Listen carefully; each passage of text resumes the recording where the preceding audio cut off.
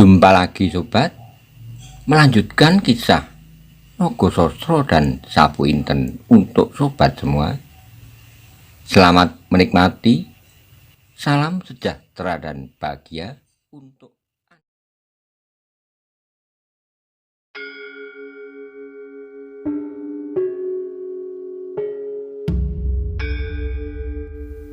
Pada episode sebelumnya dikisahkan setelah Wonomerto diselamatkan oleh pemuda yang perkasa itu, kemudian ia menuju ke tempat Sendang Parapat dirawat.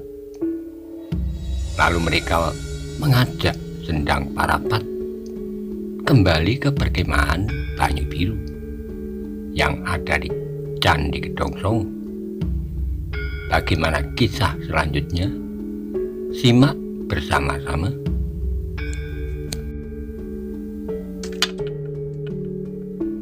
Malam masih gelap bukan main. Di langit bintang-bintang berkedip-kedip gemerapan.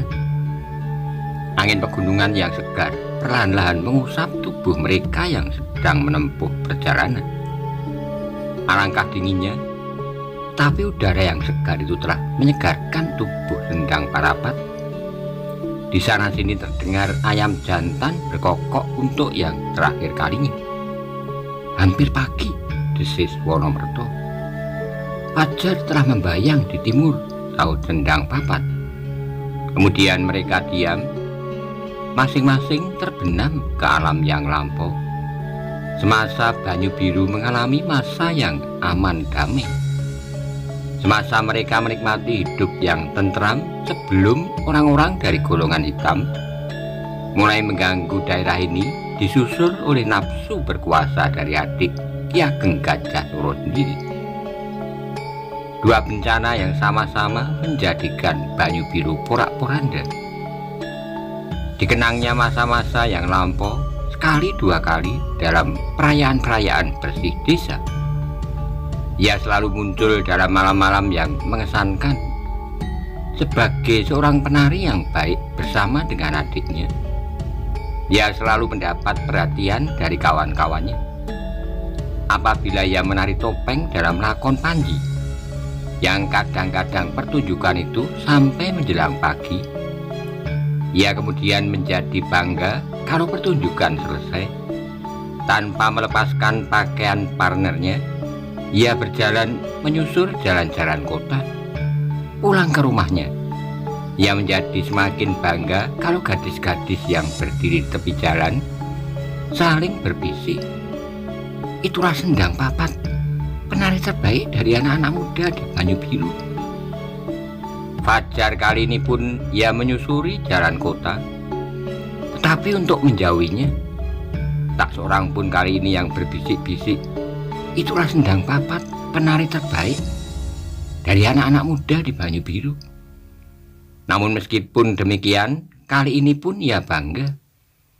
Hatinya sendirilah yang berbisik-bisik, "Inilah Sendang Parapat, salah seorang anak muda di Banyu Biru yang berjuang menegakkan keadilan dan kebenaran."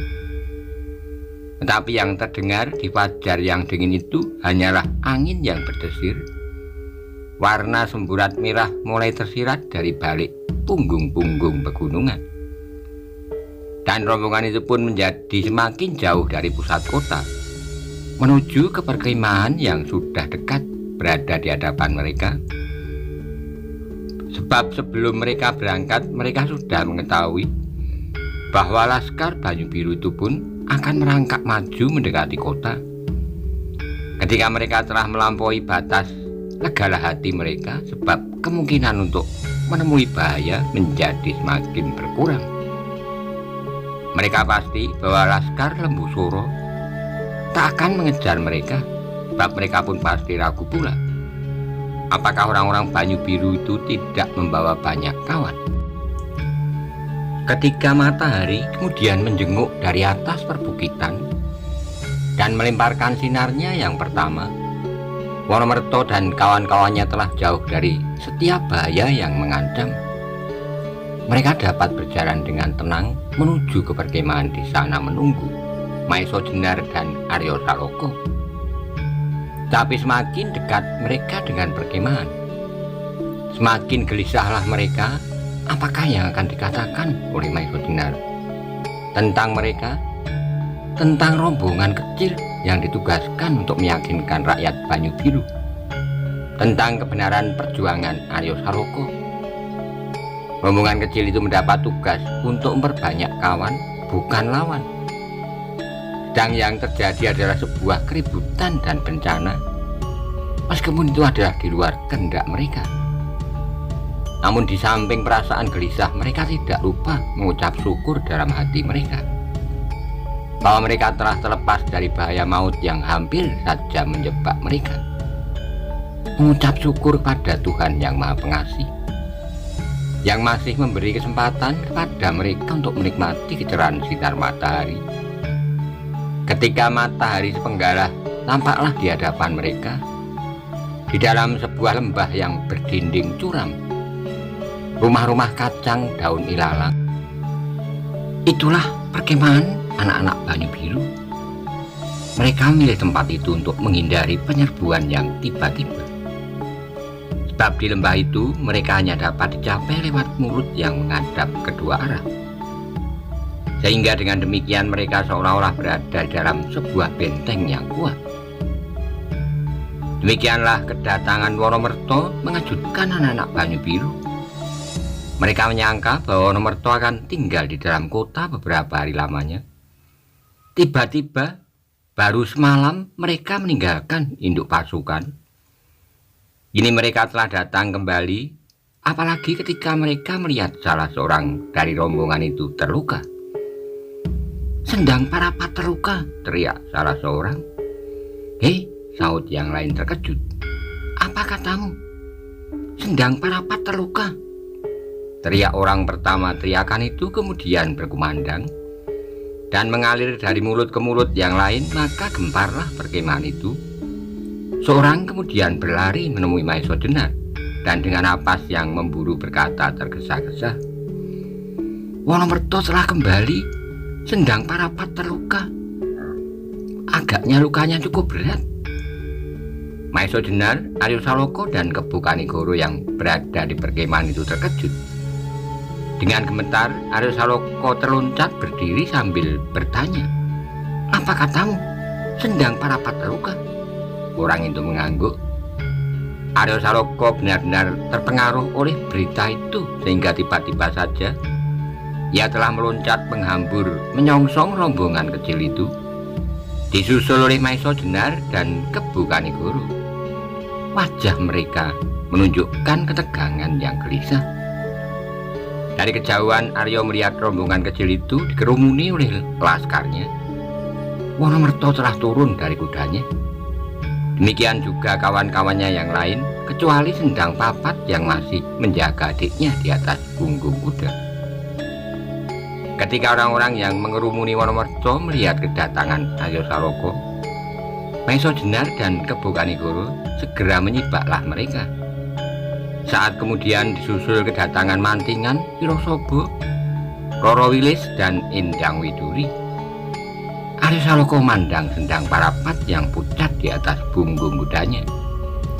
Ketika matanya tersangkut pada darah yang memerah di pakaian anak muda itu, hatinya berdesir cepat. Tiba-tiba terdengarlah pertanyaannya dengan suara yang bergetar. "Kau terluka, Kakang Parapat?" Sendang Parapat mengangguk. Namun mulutnya mencoba untuk tersenyum. Dengan suara perlahan-lahan ia menjawab, "Tidak seberapa, hanya luka kecil." Aryo menarik napas, kemudian terdengarlah giginya berdetak. Dari matanya memancar kemarahan yang tak terkira. "Siapakah yang melukaimu?" Sendang Parapat tidak menjawab. Ia mulai kepada Wonomerto. Agaknya ia minta supaya orang tua itulah yang menjelaskannya. Tapi sebelum Wonomerto bercerita, berkatalah Maiso Jenar, "Paman, bawalah Sendang Parapat ke rumahku.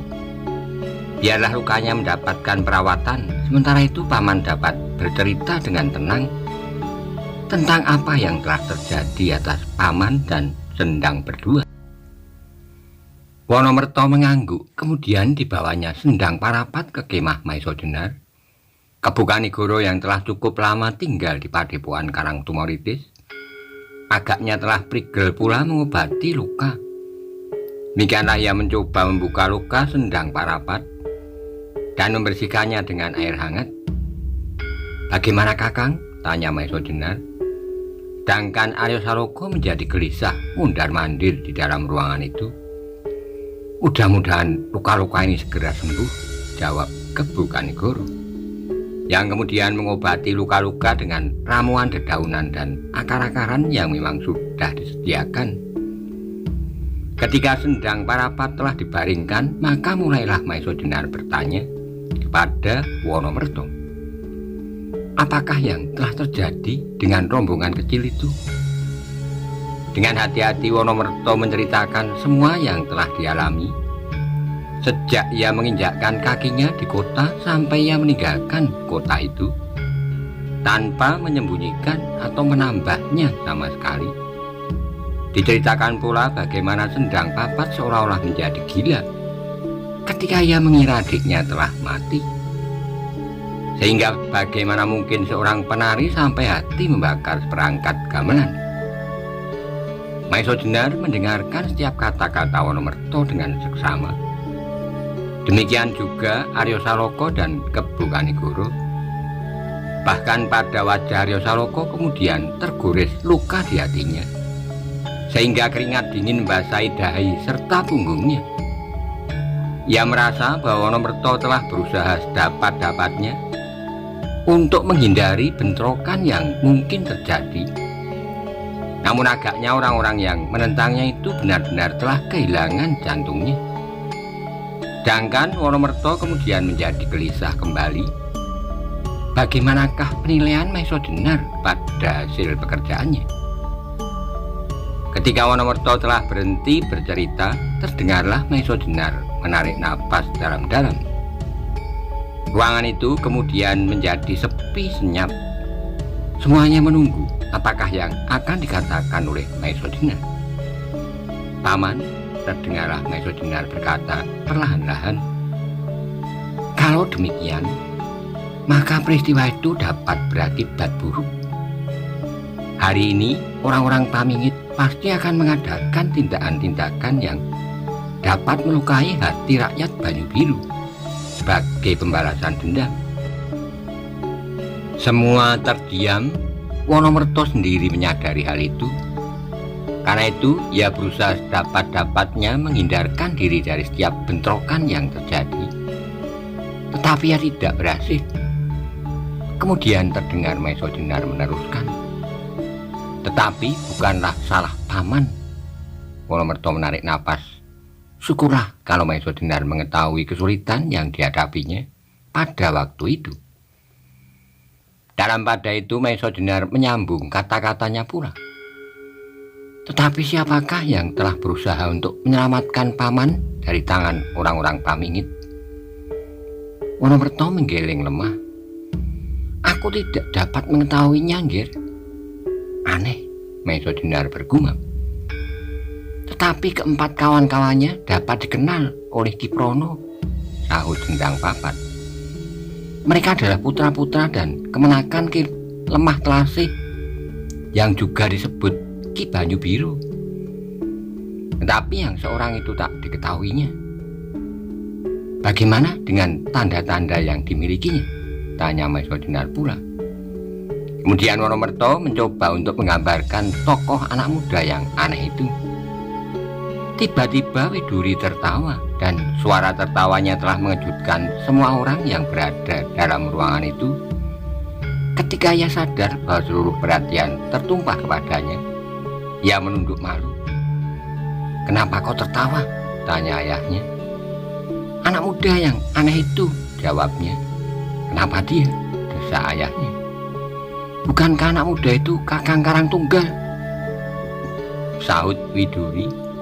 "Hei!" Kanigoro mengerutkan keningnya.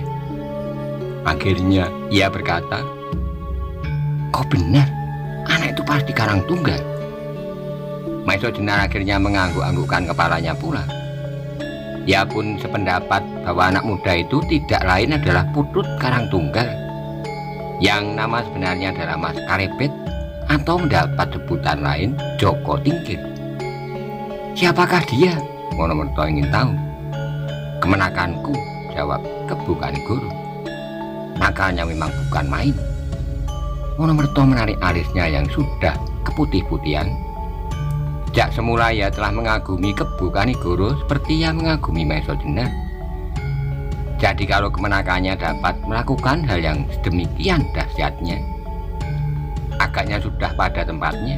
Karena itu ia berkata, itulah sebabnya maka anak muda itu telah mengenal Aryo Saloko, Maiso Jenar, Ki Ageng Supit, Wirorogo dan Mantingan. Anak muda itu telah mengenal Ki Ageng Supit, Kakang Wirorogo dan aku, tanya Ki Dalang Mantingan. Ya nggih, jawab Wonomerto. Disebut-sebutnya nama itu. Tidak aneh, potong Kebu Kanigoro. Ya berjalan dari satu ujung ke ujung negeri ini yang lain, ya singgah hampir setiap perguruan yang ada. Luar biasa, terdengar hampir setiap mulut bergumam. Namun mereka tidak lama terpaku pada anak muda yang aneh itu, sebab mereka pun pada saat itu menghadapi keadaan yang cukup gawat. Meskipun di dalam hati Maiso Jenar dan Kebu Kanigoro terselip pula pertanyaan, kenapa Joko Tingkir itu tiba-tiba saja berada di Banyu Biru? Bukankah ia berangkat dari Karangtumuritis untuk mohon diri kepada ibu serta ibu angkatnya untuk mengabdikan Demak? Apakah ia telah menyia-nyiakan waktu sekian lamanya untuk berjalan ke sana kemari tanpa ujung pangkal? Sedangkan seorang yang Waskito telah mengatakan kepadanya bahwa ia akan sanggup untuk menerima jabatan agung. Tapi pertanyaan itu tak terucapkan sebab tak seorang pun yang akan dapat menjawab. Yang kemudian terdengar adalah suara Maiso Jenar. Paman, bagaimana menurut tanggapan Paman? Apakah orang-orang Pamingit akan membuat onar? Kembali perhatian Wonomerto terlempar kepada peristiwa malam tadi. Setelah berpikir sejenak ia pun menjawab, mungkin anak mas, hal itu adalah mungkin sekali. Kalau begitu kita harus mencegahnya, Maiso Jenar bergumam seperti untuk diri sendiri. Namun tanggapan Aryo Saloko ternyata hebat sekali. Tiba-tiba ia berdiri tegak dan dengan dada tengadah ia berkata, marilah Paman, betapa rinduku pada tanah kelahiran dan betapa rinduku kepada pengabdian. Akibat dari kata-kata Aryo Saloko, ternyata bukan main, tiba-tiba ruangan itu pun menjadi riuh. Wonomerto, Sendang Papat, Bantaran, Panjawi dan para pemimpin laskar Banyu Biru yang lain tiba-tiba serentak berkata, kita serahkan jiwa raga kita untuk kampung halaman, untuk masa depan tanah kelahiran. Maiso Jenar terharu melihat kesetiaan itu. Pernyataan beberapa orang pemimpin laskar Banyu Biru merupakan cermin dari setiap hati yang lain. Mereka agaknya telah bersedia sepenuh-penuhnya apapun yang terjadi atas mereka. Bahkan Sendang Parapat yang terbaring itu pun berkata perlahan-lahan, namun penuh dengan gelora kesetiaannya, Kiai Wonomerto, bawalah aku serta, aku sudah akan sembuh sore nanti. Baiklah, jawab Maiso Jenar kepada para pemimpin itu. Memang masa depan Banyu Biru terletak di tangan kalian. Karena keyakinan itu pula lah, maka kalian bersedia berkorban. Loro Lopo menderita selama ini dan untuk masa-masa yang belum kalian ketahui ujungnya. Meskipun seandainya kalian tidak akan mengecap kenikmatan hasil perjuangan kalian, namun anak cucu kalian akan menulis di atas lontar bahwa pada suatu masa rakyat Banyu Biru bangkit berjuang untuk menegakkan keadilan dan kebenaran, berjuang untuk anak cucu mereka tanpa pamrih bagi diri sendiri, dengan membiarkan dirinya menderita sakit dan lapar, namun dengan cita-cita luhur dan murni. Dada para pemimpin itu pun menjadi semakin bergelora. Seakan-akan mereka tidak sabar lagi menunggu ke Banyu Biru sekarang juga. Saat kemudian terdengarlah Maesa Jenar meneruskan, "Karena itu bersiaplah kalian. Aku akan pergi ke Banyu Biru sekarang juga dengan Arya Saloka." Ketika Maesa Jenar berhenti berbicara, nampaklah para pemimpin Banyu Biru itu saling berpandangan. Mereka tidak begitu mengerti maksud kata-kata Maesa Jenar. Maka terdengarlah penjawi bertanya, "Apakah Tuan dan Adi Arya Saloka saja yang akan pergi ke Banyu Biru?" Maesa Jenar menarik alisnya, hati-hati ia menjawab, "Tidak, kalian semua juga akan pergi, tetapi baiklah aku mendahului." Penjawi segera mengetahui maksud Maesa Jenar. Maesa Jenar agaknya masih akan mempergunakan cara damainya yang menurut dugaannya sama sekali tak akan berhasil.